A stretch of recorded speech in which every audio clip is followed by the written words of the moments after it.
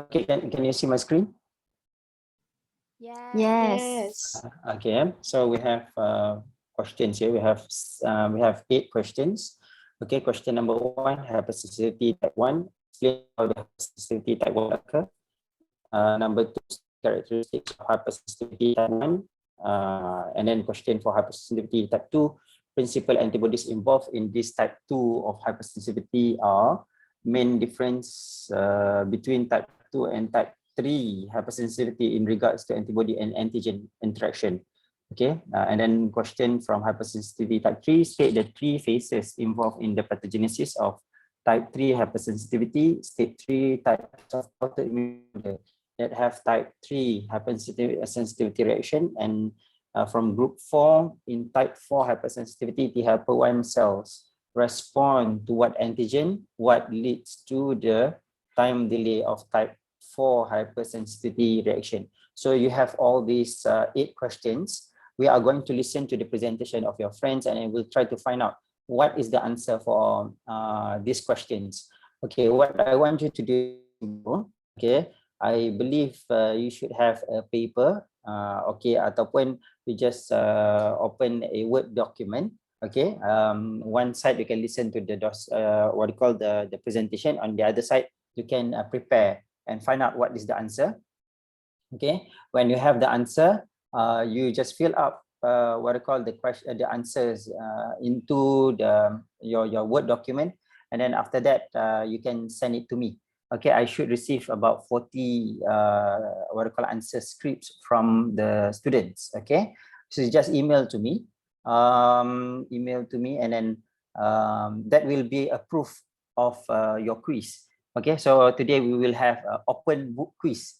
Okay, so try to answer the questions. If you can draw, then you draw whatever methods of how are you going to answer the question. So we have 8 questions here. Okay, dah tahu dah soalan dia.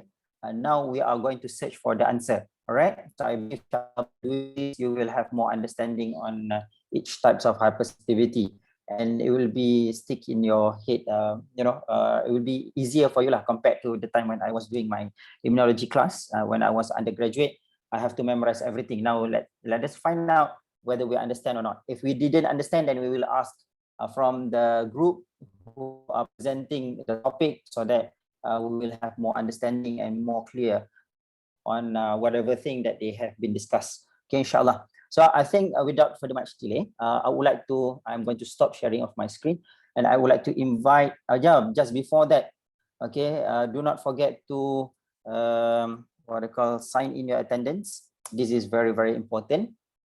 Okay, and Farah, bagi tahu kat kawan tu minta dia tolong sign in attendance, minta dia dengar juga kita punya presentation ni. Okay, and then dia pun kena jawab jugalah soalan yang sama, insyaAllah. Alright, when are you going to submit? When is the due date for you to submit the what I call this quiz? I hope that you can submit. If not today, maybe tomorrow. Okay, because you already know the answer. There is more, because if you don't understand, then you can ask your friend whether your answer is correct or not.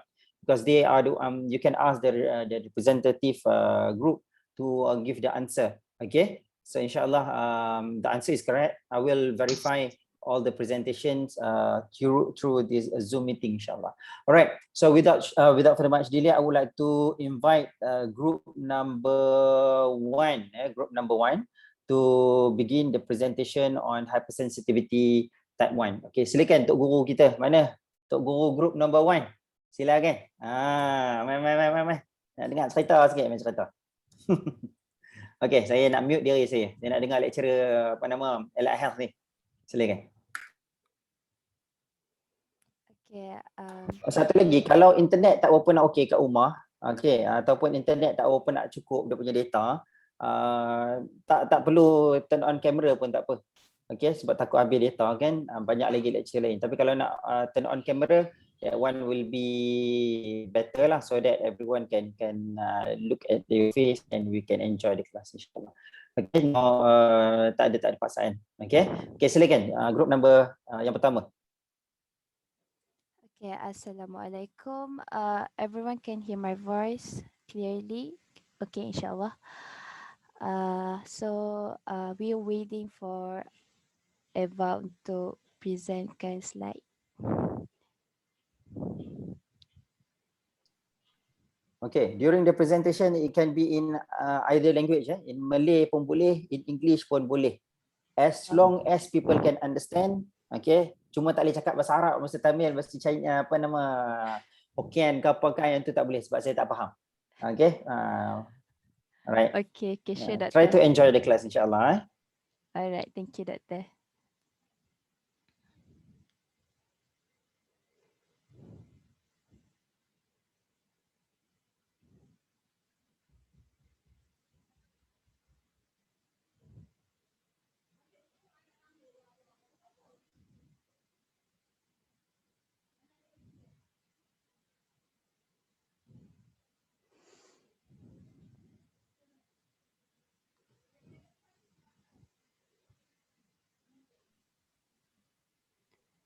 Eva Nazura, do we have Eva Nazura here?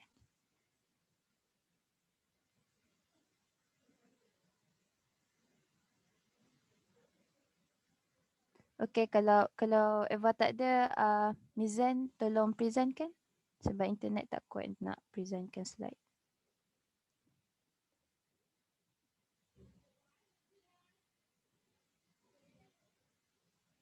Alright.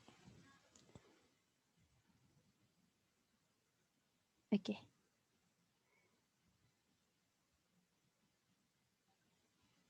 Alright. Bismillahirrahmanirrahim. Assalamualaikum. So, my name is Nura Ain Farhana. Saya akan mewakili group 1 untuk present hypersensitivity type 1. Saya akan campur English and Malay. Kalau saya akan major in English, but if anything susah nak explain, saya akan explain in Malay. Okay, Bismillahirrahmanirrahim. So, next slide. So we will go to the introduction of hypersensitivity type 1. Next slide. We want to know about what is hypersensitivity type 1 basically. So firstly, as we can see here, hypersensitivity type 1 is immediate reaction and specifically involved in immunoglobulin E mediated release of antibody against soluble antigen. And this result in mast cell degranulation and release of histamine and other inflammatory mediator, which I will explain later. Next slide. So hypersensitivity type 1 occurs as a result from antigen exposure. There are various types of antigen that the host can be exposed to. An example here, we have food allergies such as nuts, eggs, soy. We also have animal sources such as bee, wasps, cats, atopic diseases such as allergic asthma, allergic rhinitis, from environmental factors such as dust, mites, latex, uh, and then we have transfusion reaction and also systemic reaction to allergens such as hive, or anaphylaxis and medication-induced reactions such as antibiotic. Next slide. So now we want to know the mechanism on how actually hypersensitivity type 1 can occur. Next slide. So in the first exposure, we have allergen or antigen. Here we can say that it will be pollen. So the allergen will enter the host body and then being processed, and then antigen presenting cell will present it to the CD4 CD4 T cell. So it will activate the CD4 T cell, and the activated CD4 T cell will divide into T helper cell and also memory cell. And then T helper will produce interleukin 4, which initiate B cell to produce immunoglobulin E. So the activated B cell will divide into plasma cell and also memory cells. So the immunoglobulin E will bind to the mast cell or basophils. So this is what we call as sensitization. And then when the re-exposure occur, which the same allergen enter the host body, maybe after months or weeks later, the same allergen come and enter the host body and cross-linking between antigen of the allergen with the immunoglobulin E occurred, which caused degranulation and uh what we call the release of histamine and also proteolytic enzyme and other mediator occur, which this result to pro-inflammatory response. You can get asthma and so on from here. So next slide. So we move to sign and symptom. Next slide. So the common sign and symptom of hypersensitivity type 1 are itching, hive, which the rash in on your skin, and eczema, allergic rhinitis, allergic asthma, and also allergic conjunctivitis. Next slide. So the most important complication of hypersensitivity type 1 is the systemic anaphylaxis, which means it is a severe allergic reaction to venom, food, or medication. So the widespread manifestation of anaphylaxis include bronchospasm, the difficulty of breathing, laryngeal edema, abdominal cramps, and also diarrhea, which due to that, the patient may develop ischemia in multiple organ that can lead to anaphylaxis shock, and causing death. Next slide. So we move to the risk factor who actually can get um, allergic reaction and also, which hypersensitivity type 1. So next slide. So depending on the manifestation of different type 1 hypersensitivity diseases, there are different risk factors as well. So generally having type 1 hypersensitivity disease increase the risk of having another. So in this slide, we have gender and also age. So for gender, there are unexplained differences in relation to gender in allergic diseases. Some are more common in males than females, such as asthma, while allergic eczema is more common in females. As for age, generally allergic symptoms tend to diminish with increasing age as we age. This applies to conditions such as allergic rhinitis, allergic conjunctivitis. However, condition for anaphylaxis and angioedema does not have any age preference. Next slide. So now we move to the diagnosis. Next slide. There's two types. There's two ways we can do it. Which either in vitro or in vivo. So in vitro we have serum tryptase level, which if the level increase or elevated, this indicate the increased risk of anaphylaxis. And then we have eosinophil count, which if increase eosinophil count, indicate it actually it occur in the ectopic disorder. And then the allergen specific immunoglobulin E assay, which help to identify food allergens or other antigens that are causing the reaction. And lastly, we have flow cytometric basophil activation test, that which help to diagnose immediate hypersensitivity to certain medication. And then we have in vivo. In vivo, firstly we have the gold standard test in is a drug provocation test, DPT, which control administration used as the last line to confirm hypersensitivity to a certain medication. We have pulmonary function test to assess asthma. We have inhalation challenges with specific allergen and histamine to assess airway hypersensitivity. And lastly, we have eosinophil count from nasal smear or induced sputum, which can be collected as well to confirm hypersensitivity. Next slide. So this is the last things that I will present for the treatment. Next slide. So treatment of type 1 hypersensitivity reaction always begin with measure to avoid the causative agent. If you know that you have allergic to something, the first thing first is avoid the allergen.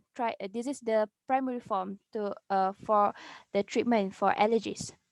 And then mild reactions can be treated can be treated with antihistamine alone, but severe type 1 hypersensitivity reaction are treated with epinephrine first, often followed by corticosteroids then. So antihistamine have been the most useful drug for treatment allergic rhinitis. This drug inhibit histamine This drug inhibit histamine activity by binding and block histamine receptor on target cell.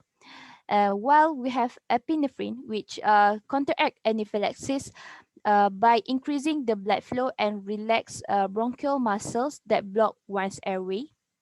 We have cortisone is to lessen the inflammatory reaction while the body clears the allergen. And lastly, we have hyposensitization, which this is interesting, which for many years physicians have been treating allergic patients with repeated exposure, either injection or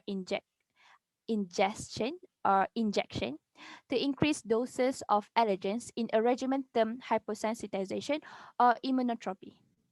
So this mode of treatment attacks the disease mechanism of the allergic individual at the source, and when it works, it is by far the most effective way to manage allergies. Hyposensitization can reduce or even eliminate symptoms for months or years after the desensitization course is complete. So that's all from me. Thank you. Okay, thank you very much for the first group. Okay, a very good presentation. A very beautiful slide. I like it. Subhanallah. I think next time maybe you can prepare my slide lah. Again, next lecture I will invite this group to help me to prepare what I call a slide. I give you the points and then you do the slide thingy. Oh, okay. All right. Any question from the members? If you have any question to group number 1.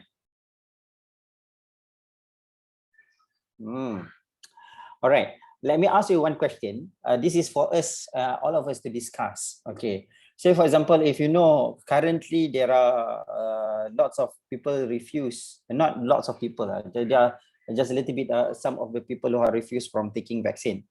Okay. And then we are very concerned about this.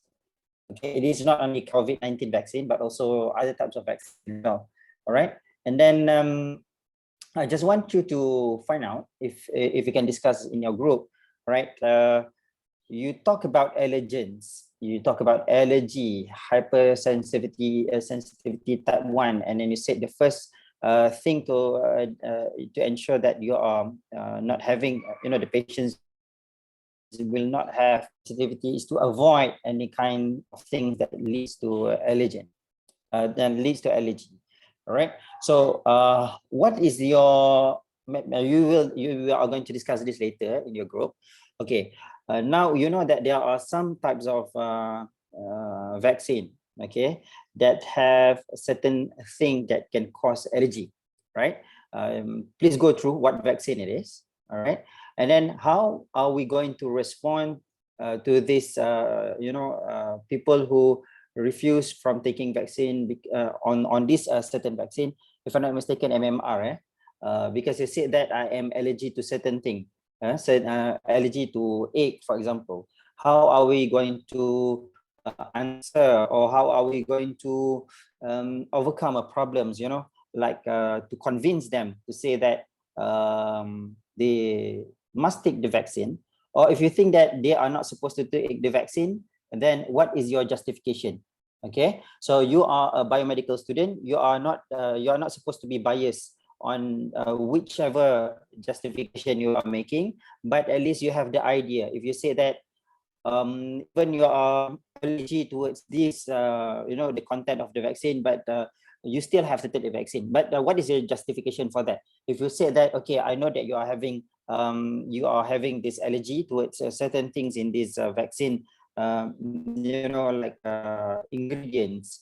Okay, so maybe I would suggest if you can do certain things, by looking at what you have been presenting, like age can be one of the factors. What else? The gender, maybe sort of thing like that can include into your discussion later, but before we end our class today. Okay, I just want to see what is your justification. Okay, think about it. But for now, let us listen to the group number 2 on the topic on hypersensitivity type 2.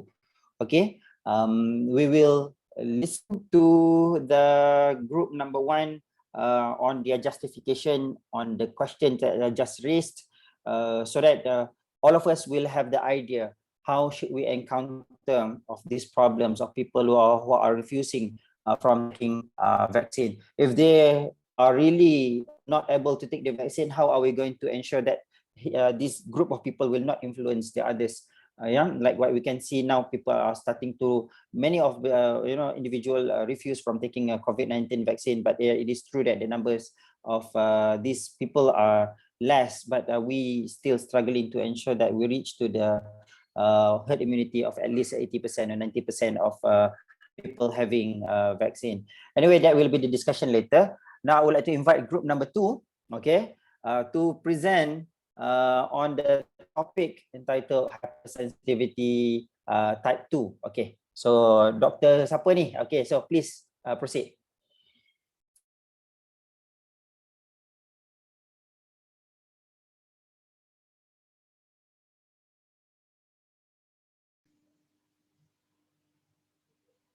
So, Bismillahirrahmanirrahim. Assalamualaikum warahmatullahi wabarakatuh to our respected lecturer, Dr. Hafiz, and our fellow friends.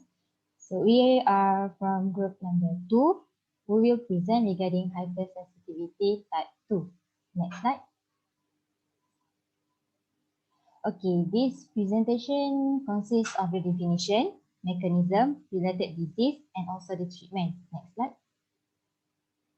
So first and foremost, the definition. Next slide. Okay, type 2 hypersensitivity, also known as cytotoxic reaction. This reaction occurs when the cells within the body are destroyed by antibodies with or without activation of the entire complement system. Next slide.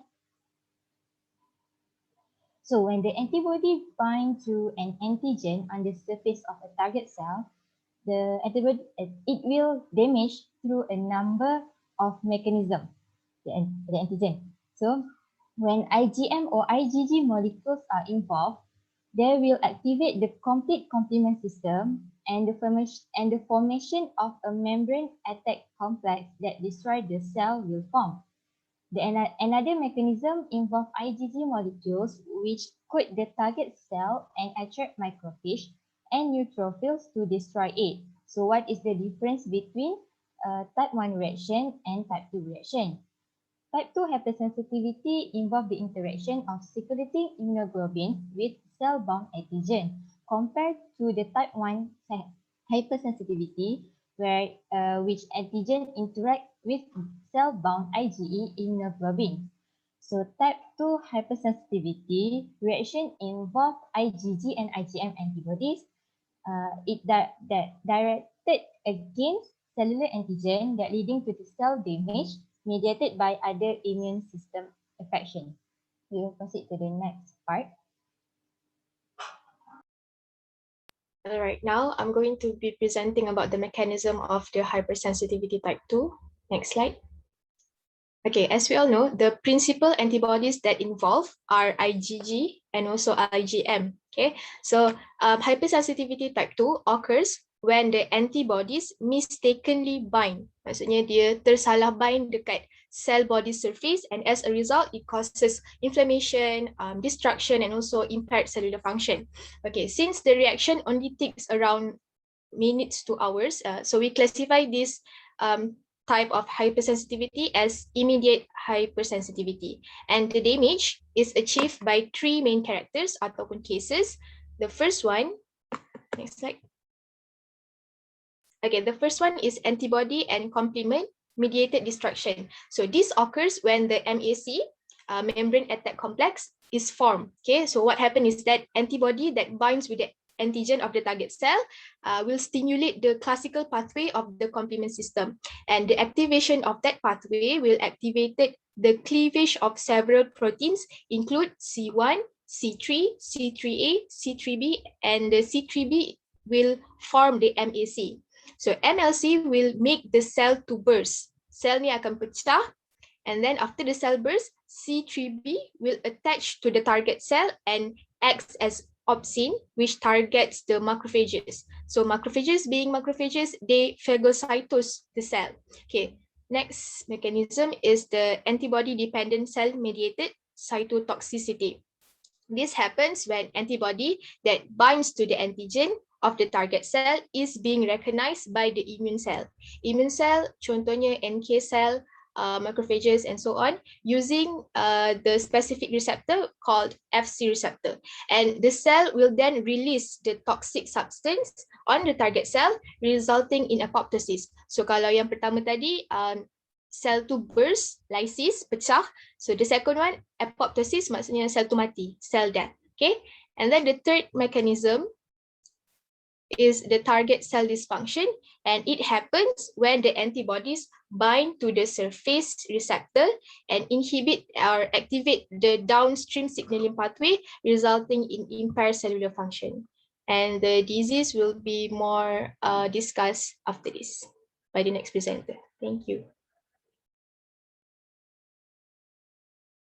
Okay, next we will proceed to the related disease for type 2 hypersensitivity. Next slide. There are 3 related diseases. The first one is cellular disruption. For example, acute hemolytic transfusion reaction, autoimmune hemolytic anemia, and hemolytic disease of the newborn. So these 3 diseases are related to the blood. Next slide. The second related disease is inflammation. For example, Goodpasture syndrome. These diseases are involve lung and kidney. Next slide. The other example of inflammation disease is rheumatic fever. This disease affect our heart, joint, brain, and skin. Next slide. The third related disease is impaired cellular function. For the example is Graves' disease. And the other one is, next slide, myasthenia gravis disease. So this mostly affect our eyes. That's all from the related disease. I'm sorry for the gangguan tu.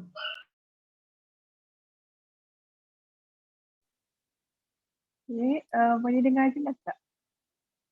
Boleh, boleh. Okay, so for my part, I will present about the treatment for hypersensitivity type 2. The next slide. Okay, so basically, we understand that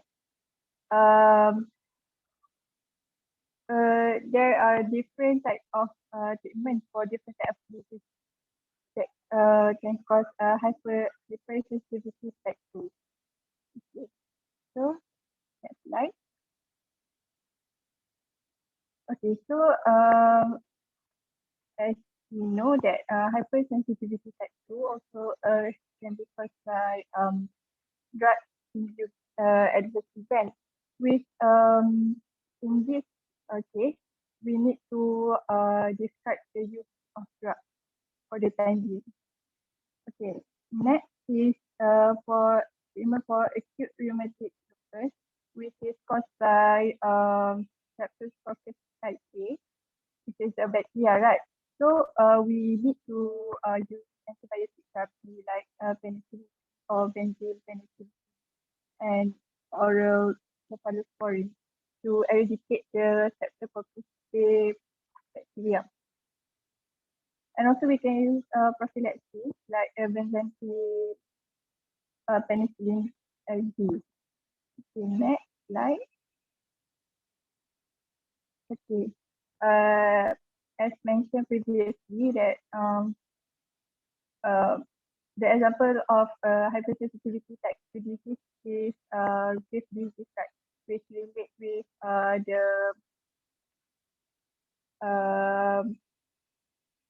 the thyroid, with the immune system with the immune system attack the in this disease, the immune system will affect the thyroid, which it cause our body to produce more antibodies than we. So logically we need to use anti-thyroid drugs like profil, thyroxine, and metronidazole. And also we can use radiotherapy treatment. And let's see, we can also treat it with surgical addition, which will remove the thyroid. Okay, lastly, it's for myasthenia gravis disease. This disease is when abnormal reaction occur when the body immune system attack the certain protein in the muscle. So one of the treatment that we can use is immunosuppressive therapy using acetylcholinesterase inhibitor like pyridoxine, and also we can do thymotomy, and lastly plasma exchange immune globally. So I think that's all from us. Thank you. Okay, thank you very much, apa nama, Farah, and all the members in group 2 for the presentation. Now, let's think about, okay, or just before that, if there is any question from the members, if you have anything you would like to ask group number 2. Clear. Okay, let me ask then. Okay, in a simple word, can you explain what is the difference between type 1 and type 2?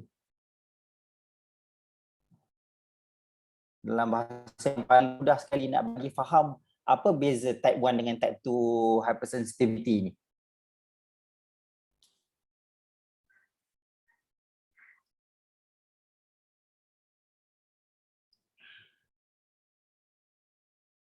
Tak semestinya lah, yang lain-lain yang group tu kalau boleh ceritakan. Tadi ada dah, cuma nak bagi mudah sikit, nak bagi faham kawan-kawan kita yang mungkin, apa ni type 2?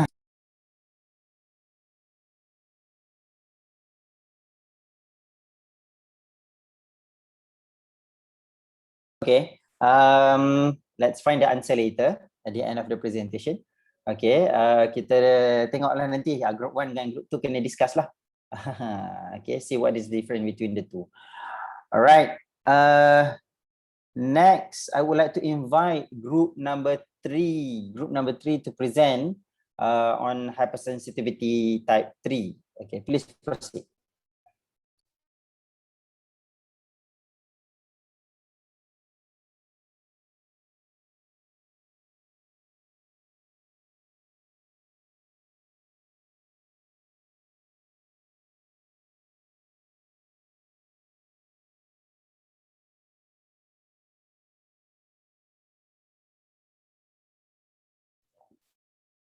Bismillahirrahmanirrahim. Assalamualaikum warahmatullahi wabarakatuh.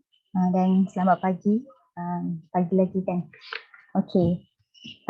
Saya Nur Masturina binti Fazil Osman akan jadi presenter pertama untuk for this type 3 hypersensitivity for this presentation.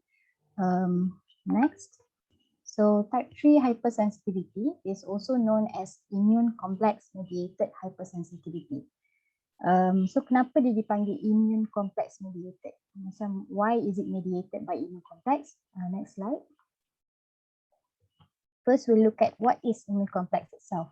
Immune complex is when the antibodies bind to soluble antigens. So ini yang membezakan type 3 hypersensitivity dengan type 2 hypersensitivity, because type 2 hypersensitivity is when the antibodies bind to antigens on the cell surface. However, for type 3 hypersensitivity is when the antibodies bind to excess antigens, and excess antigens are soluble antigens that are free in the circulation. It is not on the cell surface. So excess antigens mean it will limit the antigen antibody cross-linking, and it will result into immune complex that are small. So smaller immune complex. So usually larger immune complex can be cleared from the circulation, for example, by macrophages. However, smaller immune complex cannot be cleared. Hence, it deposited in various tissues, and this will cause tissue injury. Next. So basically ada tiga phases in the pathogenesis of type 3 hypersensitivity. The first one is phase of immune complex formation. It's just like what I've explained just now about how the antibodies bind to the soluble antigens. And the second phase is the phase of immune complex deposition. So usually this immune complex, since it cannot be cleared from the circulation, it is deposited in blood vessels, especially small blood vessels, and then in the glomeruli of the kidney and in synovial membrane of joints. And the third phase is the phase of inflammation and tissue injury. So the deposition of the immune complex in the blood vessels it activates a few inflammatory responses, including neutrophil chemotaxis, and also complement system. So the cause of the injury will akan di-explain lebih melalui beberapa disorder yang akan dibentangkan oleh kawan-kawan saya selepas ni. So I pass to the next presenter.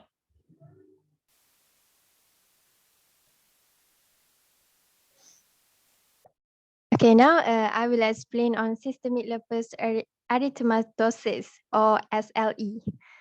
Next slide. So what is SLE? So SLE is an autoimmune disease, and it is a classic example of immune complex mediated hypersensitivity. Next slide, please. So basically in SLE, our immune system develops sensitivity against our own antigens, like those present in the nucleus like DNA or RNA. Normally, these antigens are well contained in the nucleus, and whenever the person form any kind of injury, either physical injury or radiation injury, it leads to damage to the wall and membrane of the cell, which further leads to the escape of this antigen from the nucleus of the cell out to the circulation. So the antibodies react with these antigens, causing the development of antigen-antibodies complexes, or we call it immune complexes. So this correspond to phase 1 of the development of type 3 hypersensitivity. Pendek kata, auto-antibodies against DNA result in immune complex formation. Now I will pass to Sister Haizatul for further explanation on SLE. Thank you. Okay, now I will proceed with the phase 2, which is immune complex deposition.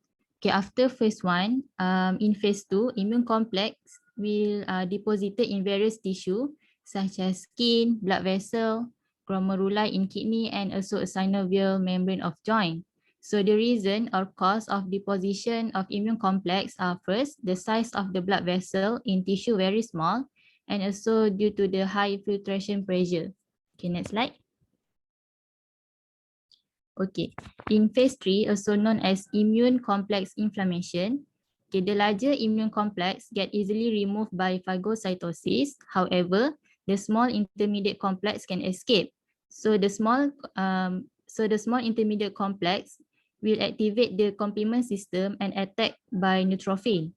C3A, which is a component of the complement system, can cause the release of granule of histamine from the mast cell, and histamine will increase the vascular permeability, and more inflammatory cell, mostly neutrophil, can across the blood vessel into the tissue spaces. Okay, next. Okay. C5A, also the component of the complement system, act as a chemoattractant. The function of chemoattractant is to attract more neutrophil to the tissue spaces.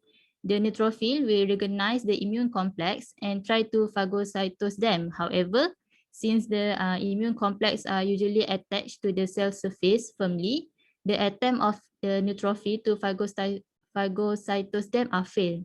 Okay, so due to this situation, the neutrophil will release their enzyme, which is lysosomal enzyme, directly into the tissue spaces over this immune complex. So this lysosomal enzyme will lead to tissue damage, inflammation, and also injury to the cell. So basically in phase 3 of hypersensitivity is occur when the deposited immune complex lead to the tissue inflammation and also injury. So that's all for my part. I will pass to the next presenter. Sorry. Okay, this slide show the different pathology depends on the location of the immune complex deposited. For example, in kidney can cause glomerulonephritis, and in the blood vessel can cause vasculitis, and in skin can cause rashes. Okay, that's all. Next presenter. Assalamualaikum. I am Nur Ashikin and I will explain the next disease called post-streptococcal glomerulonephritis or PSGN. Okay. PSGN is a kidney disease where kidneys glomeruli become inflamed after an infection by streptococcal bacteria. As you can see the animated picture here at the end of this picture, the glomeruli has inflamed after the infection. Okay. The key points to remember about PSGN that it is not caused by the bacteria itself, but by the body's infection immune system. Okay. When the body tries to fight an infection, it makes antibodies. Antibodies are the part of the infection fighting system used to identify bacteria so they can destroy them. Usually the dead bacteria, in this case, the streptococci and antibodies will clear from the body without any problems. However, in PSGN, they become trapped in the glomerulus and causes inflammation.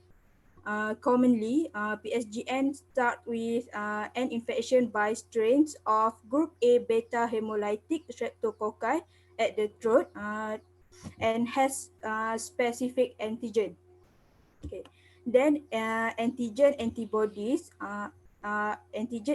complexes are formed and end up in glomerulus. Specifically, these complexes maksudnya berpindah ke dalam in the glomerular basement membrane. Antigens from the bacteria first trapped in the glomeruli, and then come antibodies bind in the glomerulus itself. After this, after that, these complexes initiates an inflammatory reaction, which involves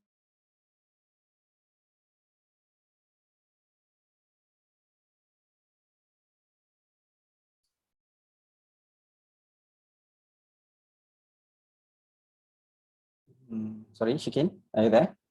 activation and allowing larger molecules like red blood cells and protein to filter into the urine, leads to hematuria and proteinuria. Okay, next, this disease is common in children aged 6 to 10 years old. The bacterial infection can cause the kidney less able to filter the urine. PSGN can be treated with antibiotics such as penicillin, and this infection can be seen on the skin or throat. That's all for my part. I'll pass to the next presenter. Hello, can semua dengar? Okay, yes. Please Oh, proceed. okay. So I'll continue about the serum sickness. Okay, next slide. Tak nampak. Dah gerak ke? Okay. Serum sickness is also a type of type 3 hypersensitivity reaction, which immune response is similar to an allergy reaction. This serum sickness happens when antigens in certain medications and antiserums cause an immune system to react. And antigens are substances that trigger an immune response. And the antigens that were involved in serum sickness are proteins from non-human sources, usually animals, as you can see this story-like flow below. Yeah.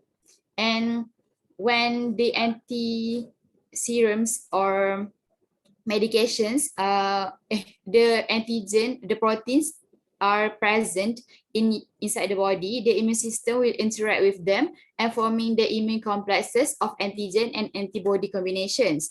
And these complexes can clump together and settle in small blood vessels, which leads to serum sickness symptoms such as fever, rash, muscle pain, headache, and facial swelling.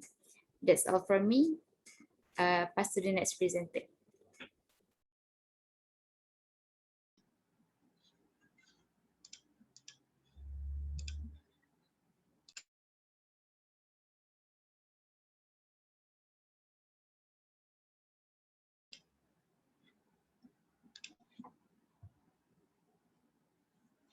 Okay,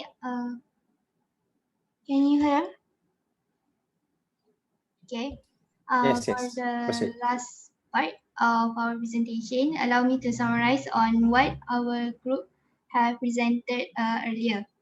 So firstly, type 3 hypersensitivity occurs when there is an excess accumulation of immune complex which are difficult to be cleared by innate immune cells such as macrophages and neutrophils, and eventually get deposited in various tissues.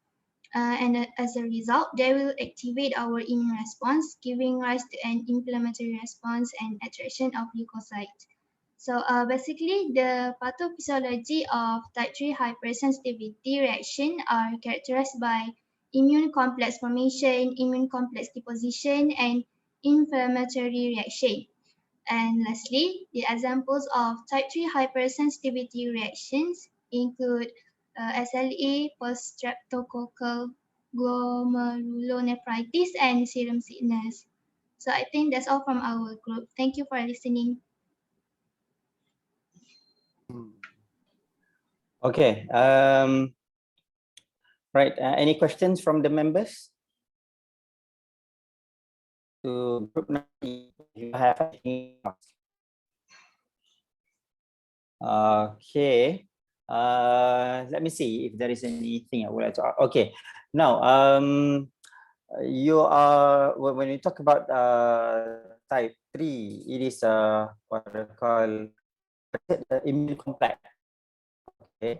So my question is, what do you think are the most important what I call cell in this case, like T cells, B cell, in order to cause hypersensitivity type 3? Okay, maybe group 3 will answer this later, and then give me your justification. Why do you think what I call the cell, either B or T cell, is important to explain on the hypersensitivity type 3. Now, let us move forward to the last group, group number 4, to share with us on hypersensitivity type 4.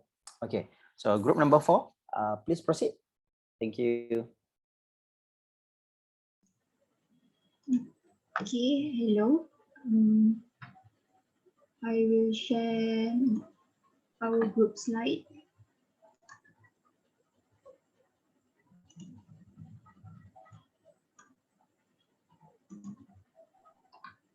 Okay, is everyone can see the slide?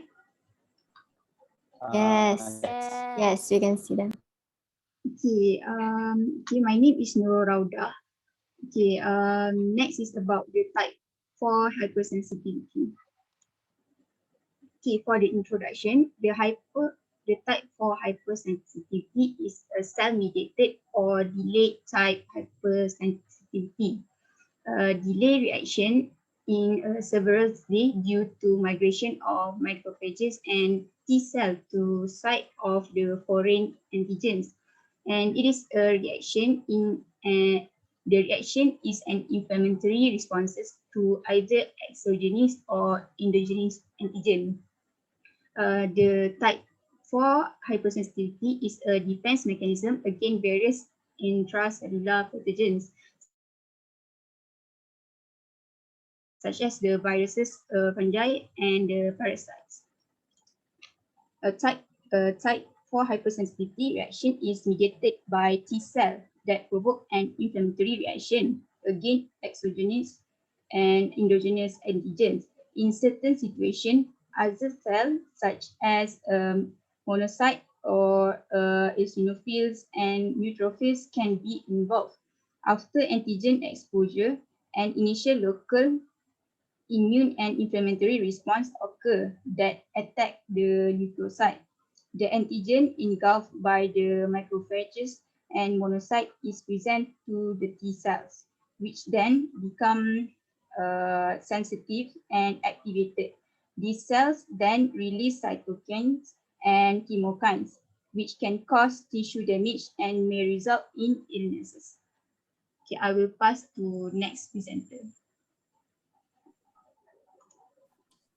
Okay, so next we take a look at the mechanism for type 4 hypersensitivity.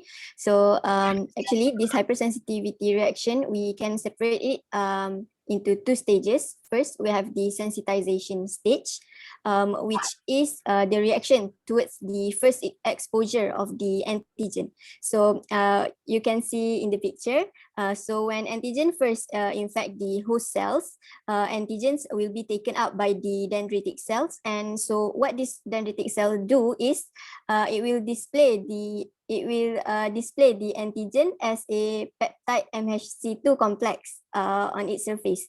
And then what happens is this complex will then travel to the nearby lymph node and present it to the naive CD4 T cells. So when presented with the complex, these naive CD4 T cells will then become activated into the T helper 1 cell. So this helper T1 cell will then proliferate and differentiate into two cells, it will become the effector T helper type 1 cells and also the memory T cells. So these cells will then migrate to the site of infection to eliminate the pathogen by cell-mediated response. So all of this activation, proliferation, and mobilization of T cells that I told earlier can vary from days to weeks, from days to weeks, which is quite late compared to the other hypersensitive reaction, as all of these are cell-mediated. Next slide.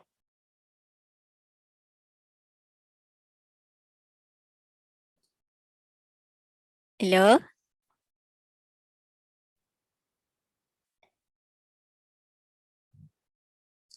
Ya, boleh. Boleh dengarkan. Dah gerak ke slide? Tak, masih lagi kat mechanism.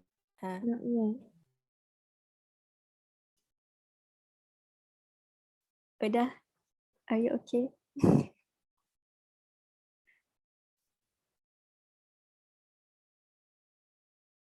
Udah ada ke? Ke dia terkeluar? Nampak dekat mechanism ni, sensitization. Okay, so okay. sekarang ni dah ada lah. Okay, so kita teruskan dah keluar.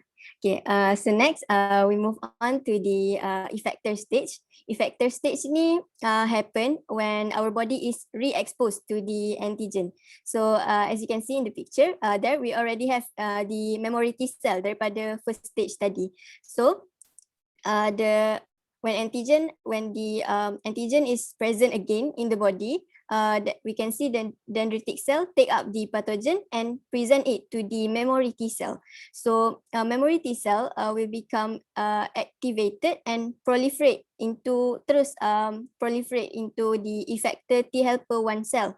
So this T helper type 1 cell will further release cytokines macam kita boleh tengok tu. So the accumulation of cytokines will then recruit more immune cells such as monocyte, neutrophil, and NK cell, and this will release the inflammatory mediators as a response to the injury or antigen.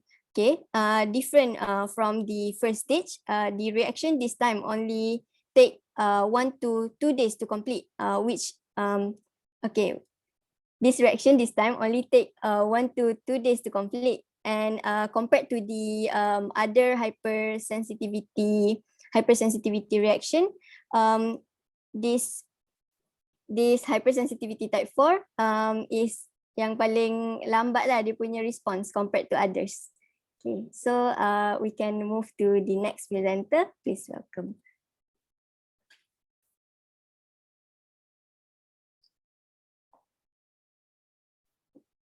Assalamualaikum warahmatullahi wabarakatuh.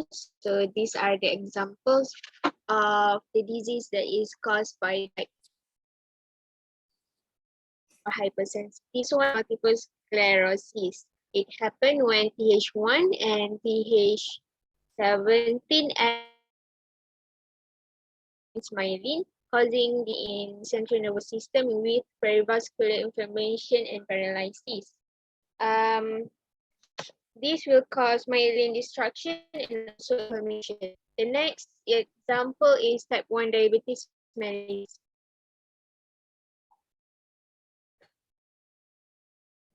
Pancreatic beta cells causing inflammation and destruction of islet cells. Origin of this disease is beta cell protein that will cause insulitis and also beta cells destruction. That is all for example. I shall pass to the next presenter. Thank you.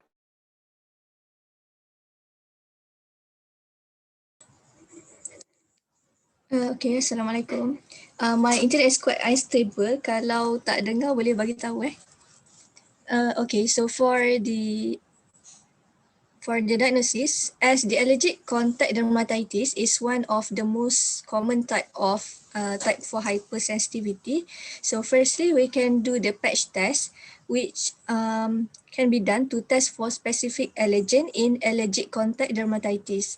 So this test is done by the allergen is fixed on a patch, is fixed on a patch and then attached to the arm or back, and then the reaction is recorded at 2 times, which is at 48 hours and 96 hours after the application. Positive results can be seen with erythema, papules, and vesicles under the area of contact. Next one is tuberculin skin test. It is used to determine whether an individual have been infected with the causative agent of tuberculosis, that is the Mycobacterium tuberculosis. So this test uses intradermal injection of tuberculin, that is a small amount of protein extracted from the Mycobacterium. As you can see in the picture, so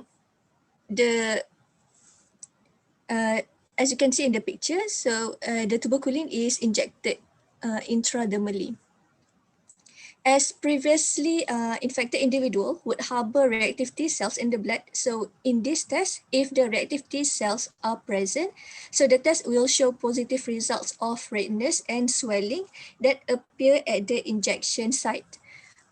So if the result is positive, chest X-ray will be warranted for further diagnosis of infection. And the last one is treatment. The mainstay of treatment for type 4 hypersensitivity reaction is avoidance of contact with the causative agent. For example, if people have allergic contact dermatitis, they should avoid environmental chemicals such as urushiol. So this urushiol is released by the poison ivy.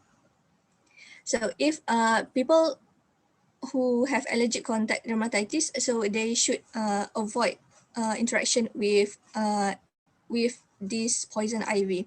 And last one is for corticosteroid. There are 3 types of corticosteroid. The first one is systemic corticosteroid that can be used for severe and generalized reaction. And the second one is topical corticosteroid that can be used for contact dermatitis. And the last one is inhaled corticosteroid that can be used for hypersensitivity pneumonitis.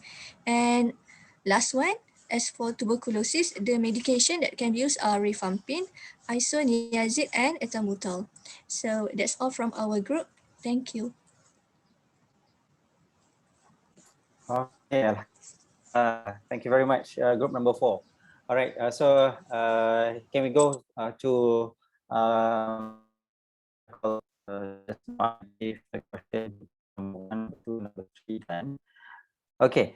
Group number 4. When you show us okay, tuberculin, how do we and then say for example, if someone has been receiving the vaccine for tuberculosis, or negative result, and if you think it is negative or if you think it is positive, okay, what is the positive, what is the result of it is positive, what is the result of it is negative, and then just give us the justification. Why do you think it gives the results such what you are saying? All right. You have already 4 questions, and then all right.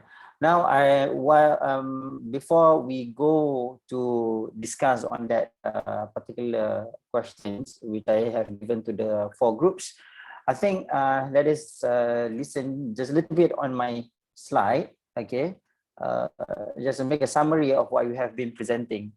All right, I want to share you my slide. Okay, because if you want to, answer the question, yeah. So definitely you will refer to that. Okay, but most of the explanation has been done by a friend, so you don't have to worry about it. Now I want to share with you my own slide. Share screen, preview. Share. All right, now look at this. Can you see my slide?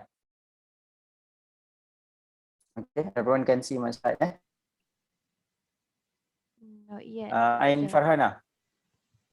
Slow lah tu internet saya ni.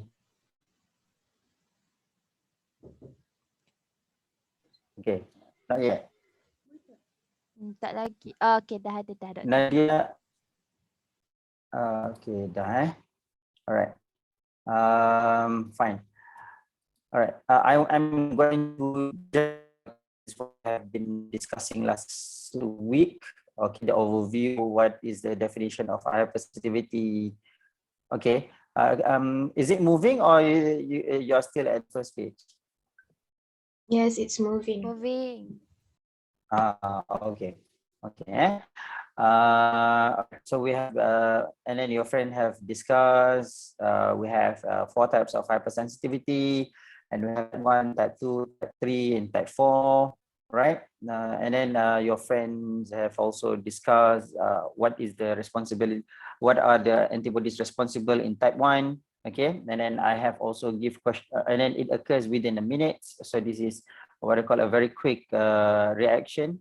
And then some of your friends have also discussed what are the treatment. And then we have also discussed on the sensitization, activation, and effector phase. This has been clearly presented by group number 1. And then the group number 1 have also explained what are the common allergens. Here, a little bit more explained of the allergens, route of entry and response, right? Which I discussed now.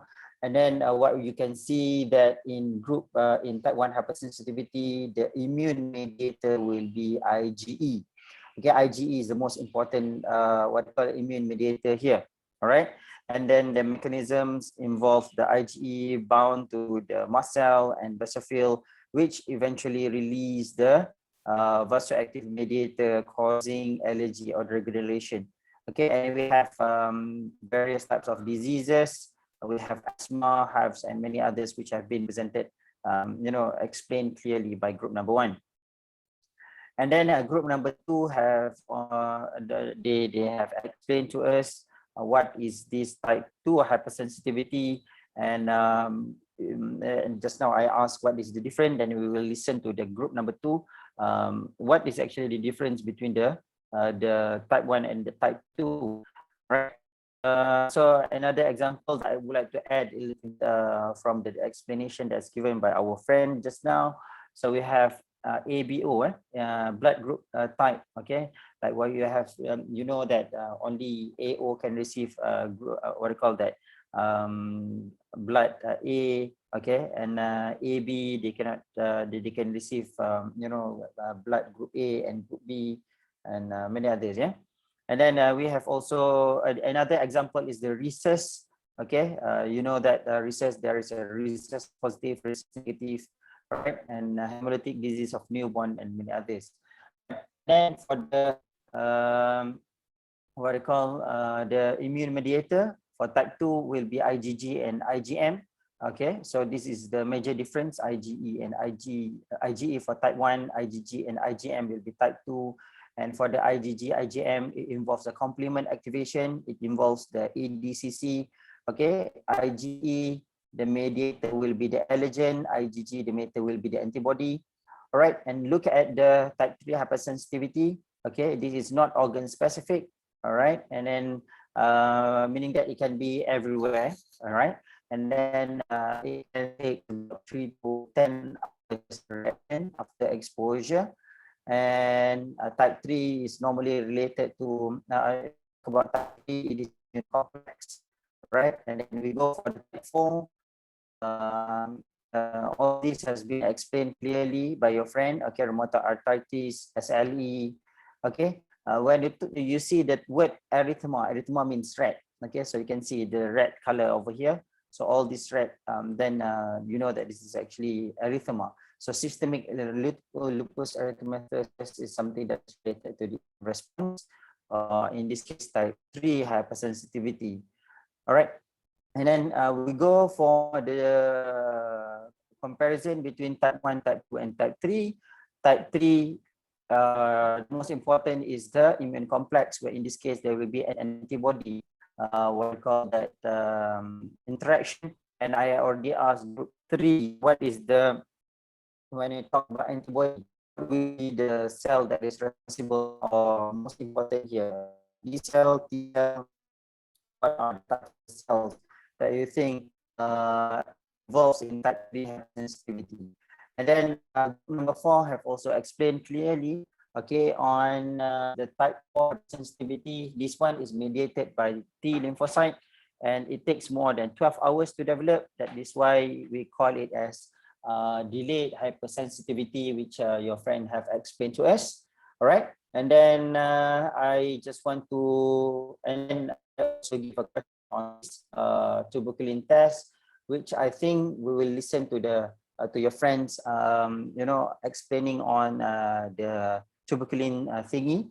And then if you look into comparison of these 4, we have IgE for type 1, IgG or IgM for type 2, and type 3 will involve the immune complex, antigen antibody complex, and finally for the type 4, this involves T cell. And you can see here one of the example very clear is graft rejection. So graft ni macam kita kalau tangan, kalau jantung pula, kalau hati nak ambil hati orang lain nak bubuh so that is what I call the comparison of all these 4. All right, the quiz, you have you know, explain it clearly.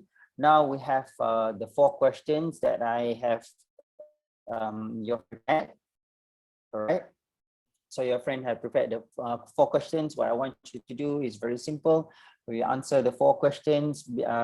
If you have any problems, you can ask the members.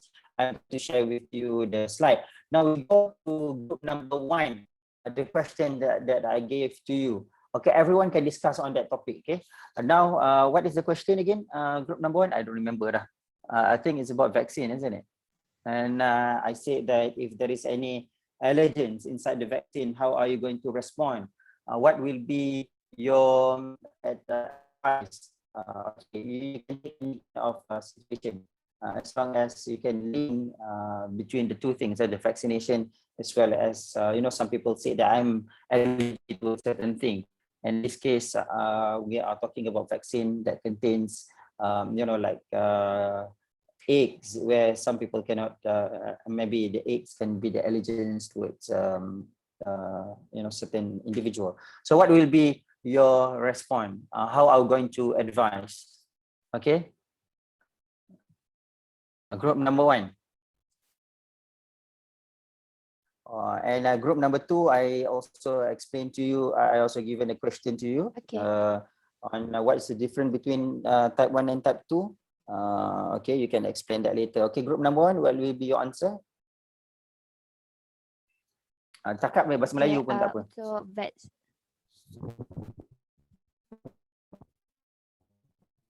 Okay, Doktor. Thank you.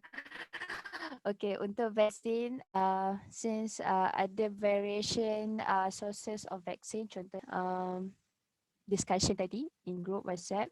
So basically, most report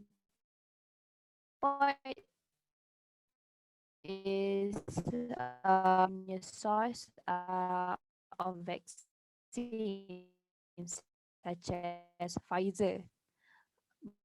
Bukan mRNA tu yang cause allergic, but right.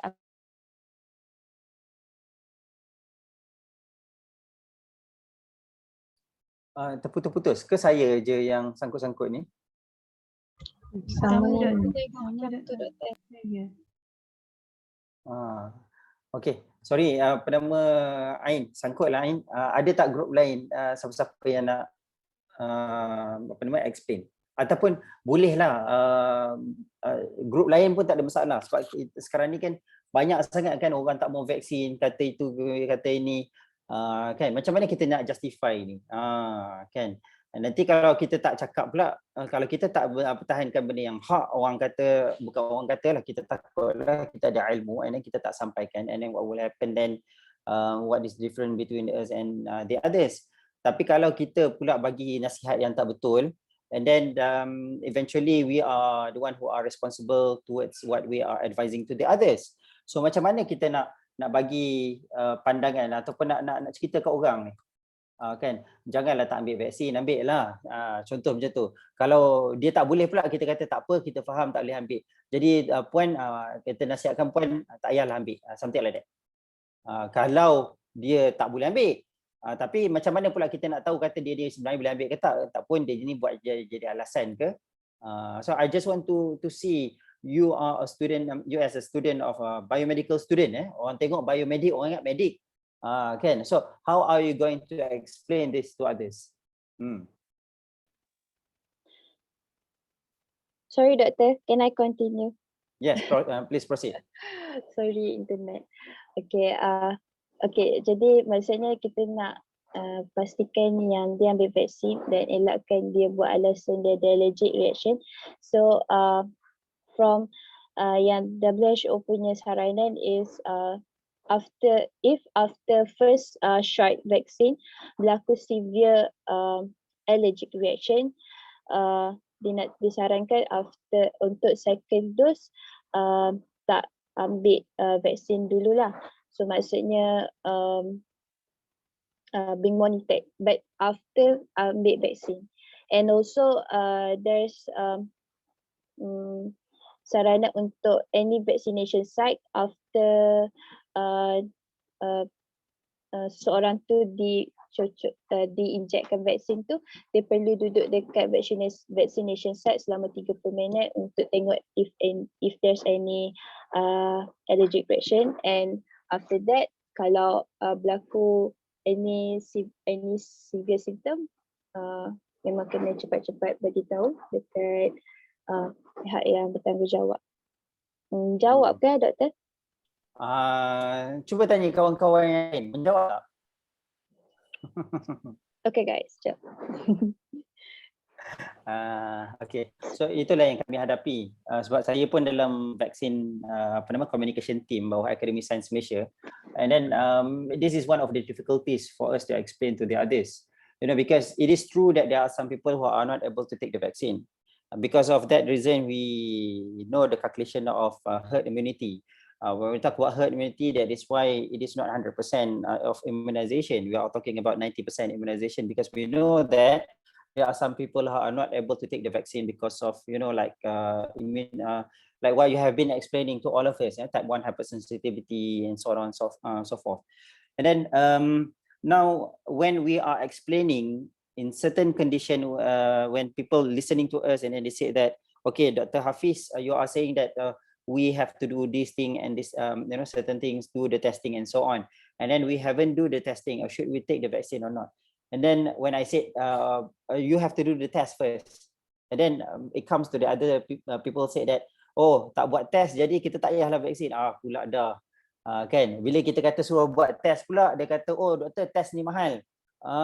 Pula dah. And then now when we talk about the COVID vaccine, if you want to do all the testing first, and then what will happen, then no one will take the vaccine.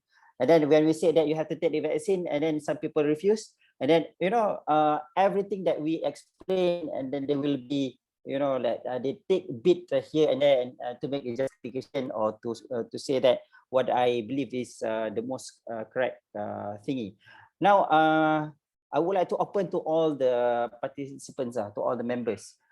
If you have any idea, how are you going to respond to people who are saying that I'm allergic towards this, and if that is the thing, what will be your advice to the government? Say, for example, if some people are actually, they are really allergic towards egg, for example, that is present in the MMR, and then eventually they got anaphylaxis, and then what is supposed to be done in the government?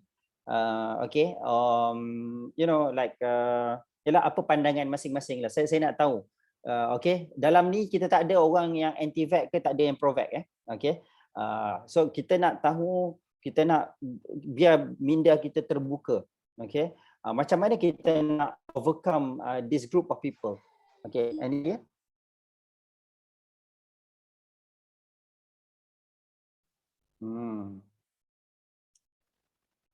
Ya, Azhar. Azhar ada pandangan? Soalan doktor tadi macam mana nak overcome orang yang akan hasut orang tu tak ambil vaksin ke doktor? Macam mana kita nak bagi ni orang ni ambil juga vaksin? Kan? Sebab ramai sangat ni yang tak mau vaksin ni, kat Kelantan 10,000 lebih ni. Kan? Dekat Kedah 10,800 yang register tapi tak datang. Mungkin kerajaan boleh provide alternatif lain untuk vaksin tu. Yang dan rakyat tu pun kena, orang tu kena check dulu dia allergic tu.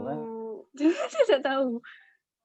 Tak tahu susah soalan dengan apa nama, ini belajar immunology. Oh, ya tu.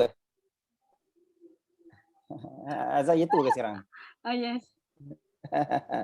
Okay, how about, can I ask brothers, brother tadi, Imaduddin, Imaduddin, apa pandangan Imaduddin? Macam mana Imaduddin? Imaduddin orang mana Imaduddin? Orang Terengganu. Terengganu. Macam mana Imaduddin? Macam mana? Yang kebanyakan yang tak mau ambil ni orang kita ni. I mean orang Melayu lah. Sebab apa? Sebab apa? Kalau sebab apa, mungkin sebab banyaknya berita palsu yang tersebar. Lepas tu kalau macam kalau dia ada alergi kan doktor, kalau kita bagi je benda tu, tapi kita readylah ubat, tak boleh ke? Macam mana? Macam kita bagi dia vaksin, yang walaupun dia ada alergi tu, lepas dia tunjuk simptom alergi dia tu, kita bagilah ubat. Macam tak cancel ke if alergi dia tu. Kan kalau orang kena anaphylaxis lah, kalau orang kena asma lah, dia tahu dia makan ubat ni dia kena asma. Kan? Ada ke orang nak makan ubat?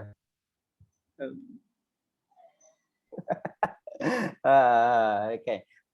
Okay, saya faham soalan tu kan. Itulah kita punya apa yang kita hadapi sekarang. I mean kalau kita nak tentukan macam contoh we go back to the what you call the main point here, hypersensitivity type 1, because that is one of the common factor why people refuse from taking vaccine, not only in Malaysia lah, okay, but also around the world, because they say that okay, siapa yang ada autoimmunity lebih kurang dalam 8% dia punya prevalence. Maksudnya daripada 100 orang, kita akan ada 8 orang yang kena yang ada panggil autoimmune. Okey, maksud kata sekarang ni kalau kita ada 50 orang, so kita ada 4 orang yang ada autoimmune. Okey. Saya nak tanyalah, dalam ramai-ramai ni 37 orang ni, ada tak siapa-siapa yang lelah? Ada tak yang lelah? Kalau ada lelah, tangan tengok. Dia ada kat situ kan. Ada tak siapa-siapa yang ada eczema? Saya. Tengok. Ini dalam kelas kita. Eczema is one of the autoimmunity. Okay, so kita tahu type 1 hypersensitivity involve this kind of thingy. So kalau dalam kelas kita 30 tu macam saya kata tadi, kalau dalam 100 orang akan ada lebih kurang 8 orang, lebih kurang lah. Okay, 5 ke 8 orang. So sekarang ni kita ada half daripada 100 tadi, maksud kata kita ada 50. 50 saya estimate tadi kata dalam 2, 3 sampai ke 10 lah. And then kita tengok dalam kelas kita 12.35 tengah hari ini, 37 orang, ada 3 orang yang ada eczema. Termasuk saya sekali. Okay. So orang yang tak ada eczema, dia tak kata apa. Tapi once they got siapa yang ada eczema, dia akan rasa macam mana dia punya struggle dia. Batalnya bila panas dia macam-macam lah. So that is one of the reason why people, some of them tend not to take the vaccine. Okay. Jadi kita kena bagi kesedaran yang tidak semua perkara itu boleh trigger dia punya autoimmunity tersebut. Itu nombor satu. Yang nombor dua, kita kena juga jelaskan dia punya darurat, bukan darurat, kita kata apa, keutamaan dia. Kalau kita tak ambil ini, kemungkinan akan menjadi severe disebabkan oleh COVID-19 tersebut. Okey, yang ketiganya kita boleh terangkan juga tentang say for example, kalau kalau ini berkenaan COVID-19 punya vaksin, kalau saya sebut MMR dia lain cerita pula. Okey, kita boleh sebut juga tadi saya kita boleh sebut juga kenapa kita tak boleh lah, ini maksudnya government lah, anything happen to the to the individual who are receiving the vaccine and then got the side effect, then the government has to be responsible, like to do the compensation and make it easy for the citizen to claim. Okay? And what you can see here nowadays is this is going to it is very difficult for them to say that this is something that is caused by the side effect of the vaccine. And then because of that reason, people starting to be like very scared. If I take the vaccine, if anything happen to me, what will happen to my family?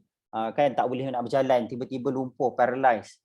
Kan apa akan berlaku pada isteri dan anak-anak dan sebagainya kalau aku mati dan sebagainya. So kalau ada benda-benda macam ni, jaminan-jaminan seperti ini, I believe that there is making people more calm lah. So anyway, very good discussion actually. Group number 1 susah soalan saya. Okay, now let's go to group number 2. Group number 2, what is the difference between the two types of hypersensitivity, type 1 and type 2? Apa beza dia?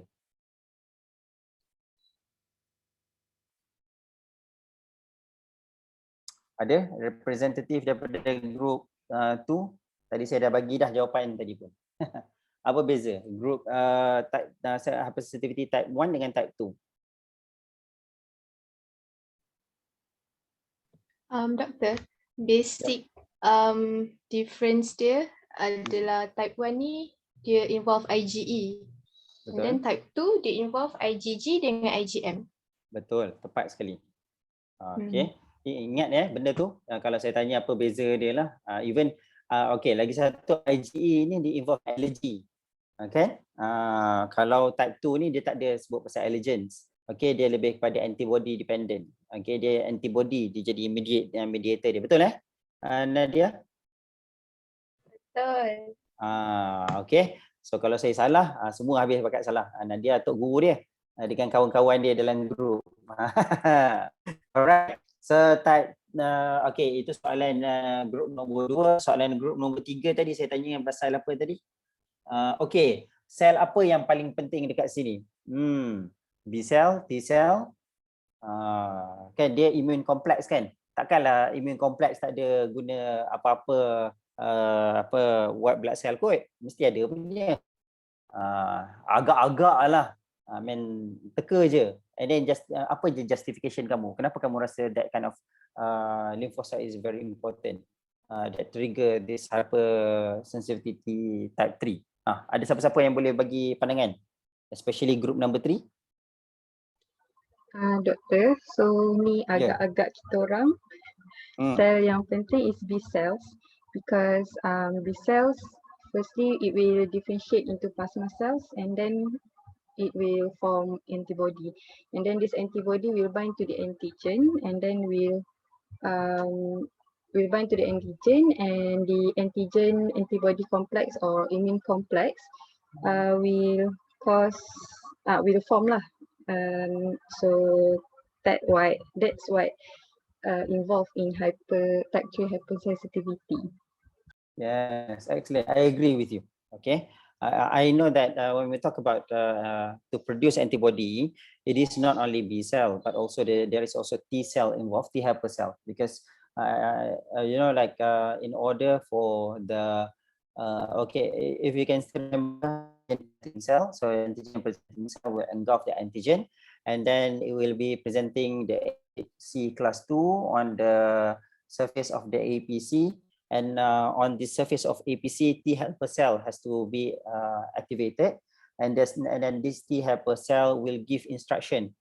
T helper type 1 can give the instruction to what we call the B cell to produce antibody. But before this B cell able to produce antibody, this B cell itself has to attach, get the information from the APC, okay, antigen presenting cell. So you can see there are fail-safe mechanism. B cell ni bukan mudah-mudah aja nak jadi antibody. But yeah, I agree with Shakira when you said that the most important what I call cell here, lymphocyte with the B cell. B cell yang hasilkan antibody kan, activated B cell kita panggil apa? Plasma cell. Okay, betul lah tu. Tepat sekali, saya setuju. Cuma tak adalah dalam kita sebut pasal the role of B cell here, but at least you can see jika kita tak berapa nak clear, mungkin kita akan sedikit terkeliru antara type 2 dengan type 3 sebab dua-dua involve antibody, cuma yang bezanya kalau type 3 dia kita panggil apa, dia ada kompleks. Betul Syakira Doktor, betul. Dia ada kompleks, dia kompleks. And then dia panggil apa? Dia tak melekat, dia duduk floating je. Macam tu. Baik. And then the next one, group number 4. Group number 4, saya tak bagi soalan yang tadi. Kan saya bagi, saya pun tak ingat. Ada tak? Group number 4, saya bagi soalan. Ada, Doktor. Apa dia soalan saya? Soalan pasal tuberculin test tu. Nak tahu dia positif. Macam mana?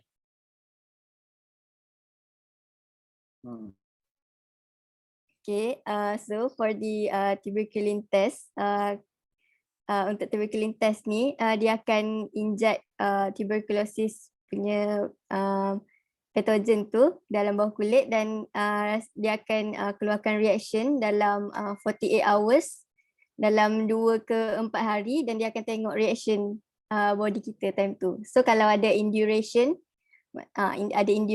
lebih daripada 10 mm, dia dikira sebagai positive reaction. Induration tu apa? Induration tu macam dia macam macam skin tu naik. macam ada titik-titik. Macam-macam kena minyak panas tu lah. Macam kena gigit semut. Macam kena gigit semut. Itu Yes. enduration ya. Okey. Lepas tu kalau itu maksudnya kalau itu positif. Okey, kalau positif maksudnya apa? Kita ada antibody terhadap panggil apa? Tuberculosis tu ke tak? Dia ada medical condition yang increase risk untuk tuberculosis dengan maksudnya dia boleh dikategorikan sebagai high risk category lah untuk dapat tuberculosis tu. Oh, macam tu. Maksudnya orang tu dia ada antibody terhadap tuberculosis tu ke tak? Tak. Tak, sure. Rasanya macam mana? Group number 2, number 4 lagi ada tak yang nak sokong ke, nak tak berapa nak sokong ke?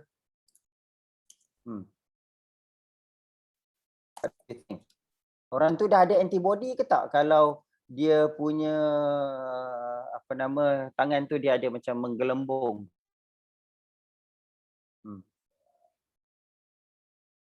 Is it the people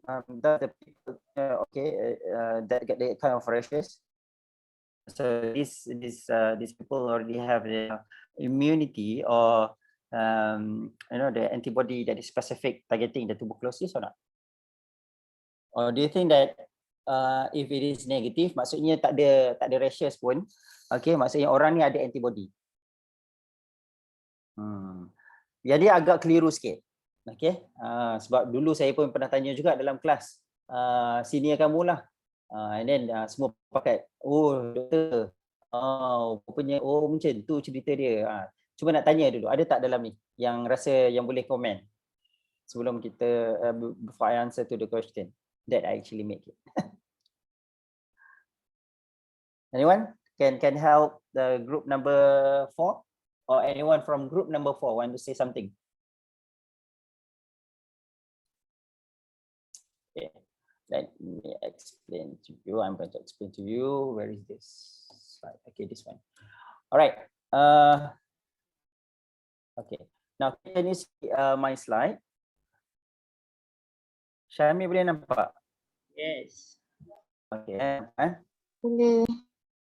Baik. So ini adalah bawah delayed hypersensitivity. Okay, so tuberculin response and injection of tuberculin beneath the skin, betul lah apa yang cerita tadi, causes reaction in individual exposed to tuberculosis or tuberculosis vaccine. Maksudnya orang tu dah ambil vaksin ataupun orang tu dah pernah kena infection dengan tuberculosis. Okay, so used to diagnose contact with antigen of Mycobacterium, tak ingat nama dia. Mycobacterium tuberculosis. So no response when individual not infected or vaccinated. Maksudnya kalau orang tak pernah kena vaksin, ataupun tak pernah kena infection dengan tuberculosis, maka dia tak ada respons. Maksud kata bila tak ada respons ni, dia tak ada menggelembung tu. So red heart swelling develops in individuals previously infected or immunized. Tapi kalau ada menggelembung, menggelembung macam ni. Maksudnya apa? Kalau ada menggelembung, maksudnya orang tu dah pernah kena infection ataupun orang tu dah pernah kena ada immunization terhadap tuberculosis. Sebab apa? Sebab bila ada menggelembung, so dia akan ada tindak balas dengan immune system kita, dia ada antibody yang berkaitan, and then bila ada tindak balas antibody dan sebagainya, dia ada chemokines, cytokines, dia akan ada IgE, everything lah, dia punya antibody punya ni, and then from that there will be rashes macam ni. Sebab ada antibody dengan itulah kalau kita tengok macam yang orang kena COVID kan dia kata those people who have been taken COVID-19 vaccine, why do they have such what we call a negative, dia punya ada side effect, kan ada kena demam lah dan sebagainya, sebab antibody dia ataupun badan dia punya immune system tu dia bertindak balas. So the same thing happen here. because the tindak balas immunity berlaku, okay, immune system dia bertindak balas, and rashes occur, okay, there will be a swelling develop because there is an antibody and other types of immune response occurred in this particular individual. Okay, nampak So I hope that by explaining on that figure, okay, give you some idea on COVID-19 as well, why people have side effects. Okay, not really side effect lah. It's a very mild symptom on the side effect on COVID-19 vaccine. But say for example, if it leads to very serious anaphylaxis, okay, like a very difficult of breathing and many other types of causing people to paralyze and so on, and that is definitely you have to ask these people or ensure that this patient go and get the treatment immediately. So I think that's all. Thank you very much for your attention. So there are 4 questions that have been given by the members. Okay, try to answer the questions and then send it to me. Send it to me will be difficult, I think. It will be a lot in my email. So I think it would be great if you pass to your class rep, and class rep will compile all the result, the answers. Okay, and then class rep, you can compile it and then you can email me, inshallah. Okay, for the slide presentation. Okay, for the slide presentation, please I will allow Farah to upload into the, if possible, into the Telegram channel tu. Okay, and then Farah will upload it over there. All the 4 groups, please send it to Farah, and Farah will upload in the Telegram channel so everyone can read and have a look on the slide later. And I will also upload the dia punya slide presentation on hypersensitivity. If I still have the the previous presentation, I will also upload the same thing in the same Telegram channel. I hope that will be easier for you. If I put it some in iTa'lim, sometimes iTa'lim crash lah.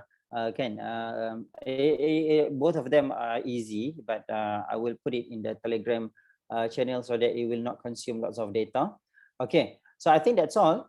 Thank you very much for your attention, and I would like to saya minta maaf banyak-banyak jika sepanjang saya mengajar, tak banyak mana pun lecture saya menyebabkan korang menjadi lebih confused ke.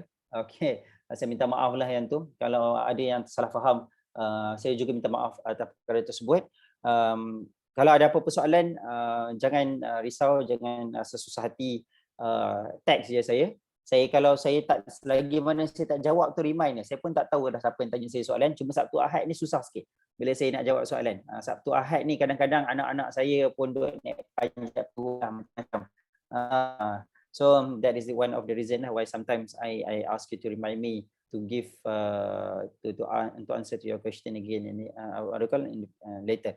But anyway, thank you very much. I would like to open for anyone that would like to ask anything in regards to the topic that I already share with you. I don't remember lah what other lecture I have given to you. I think cytokines, hypersensitivity.